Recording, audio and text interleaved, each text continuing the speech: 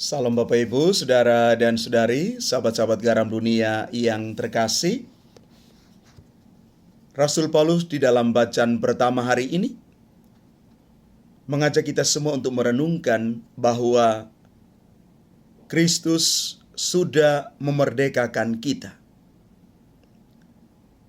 Tujuan kita dimerdekakan supaya kita benar-benar menjadi pribadi merdeka.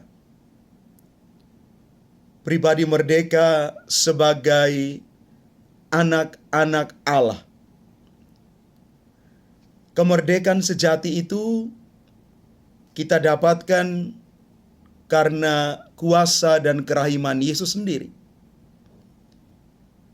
Tetapi kemerdekaan yang dipercayakan kepada kita adalah supaya kita betul-betul bertumbuh di dalam iman dan kebenaran, dan kemerdekaan yang dipercayakan kita gunakan untuk kebaikan bagi banyak orang.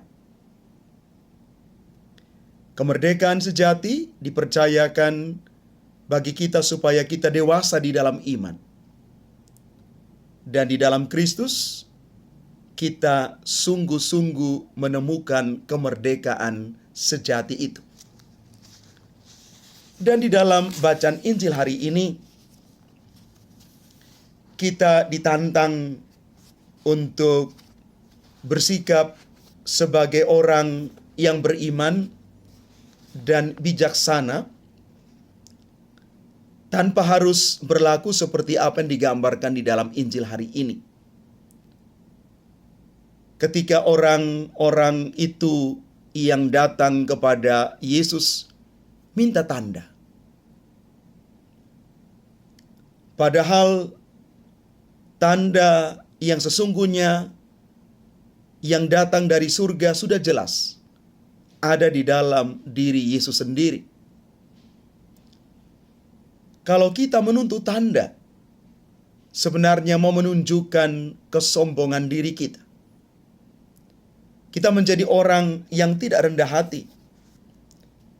Bahkan mungkin kita bisa memposisikan diri sebagai orang yang menantang Tuhan. Padahal tanda sesungguhnya adalah Kristus itu sendiri. Maka dari bacaan-bacaan suci ini kita mau mengatakan begini, bahwa pertobatan itu ada relasi yang dekat sekali dengan sikap kerendahan hati. Orang-orang Niniwe yang digambarkan dalam Injil hari ini adalah contoh orang-orang yang rendah hati. Mereka percaya kepada Allah yang menyerukan pertobatan melalui Yunus, dan kemudian mereka berbalik dari tingkah lakunya yang jahat. Tanda Nabi Yunus telah mendatangkan pertobatan bagi orang-orang Niniwe. Karena itu jika Yesus mengatakan yang ada di sini lebih besar daripada Yunus, di dalam Lukas bab 11 ayat 32, yang ada di sini artinya Yesus sendiri lebih besar daripada Yunus.